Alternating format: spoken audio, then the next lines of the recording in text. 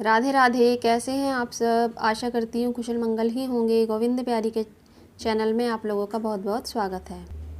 जो हमारी आत्मा है वो परमात्मा का ही अंश है। हम इस संसार में आकर अपने ईश्वर से, अपने भगवान से बिछुड़ गए हैं, उन्हें भूल गए हैं।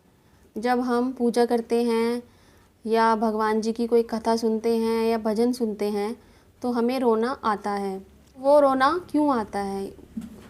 तो वो रोना इसलिए आता है क्योंकि उस समय हम अपने परम पिता से कनेक्ट हो जाते हैं। जैसे एक बच्चा होता है, वो अपने पिता से बिछुड़ जाता है, उसे नहीं पता है, अब वो सब भूल गया है कि उसके पिता कहाँ हैं और कौन है। लेकिन जब हम पूजा करते हैं या उनकी कोई कथा सुनते हैं तो उस समय हम अपने पिता स्वरूपी परमात्मा से जुड़ जाते हैं और इसीलिए हमें उनकी याद आने लगती है और हमें रोना आता है।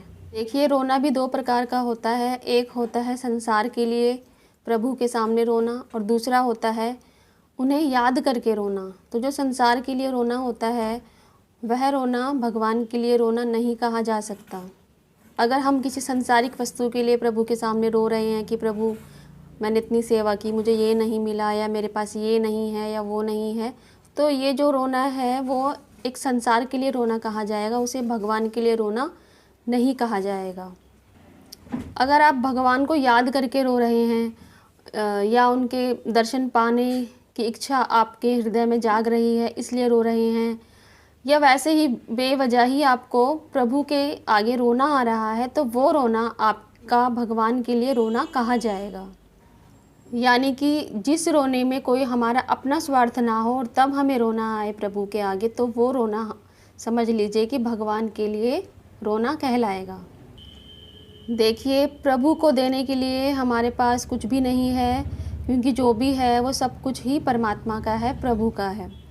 अगर आपको उनकी याद आए और आपके आँखों से अश्रु बहने लगे तो उन्हें बह जाने दीजिए। आँखों में आंसू आना भगवान को याद करके बहुत ही शुभ संकेत है।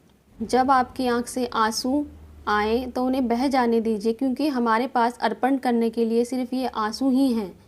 ये जो आंसू हैं ये समझ लीजिए कि अनमोल मोती है जो हम भगवान को उनकी याद में अर्पण कर रहे हैं।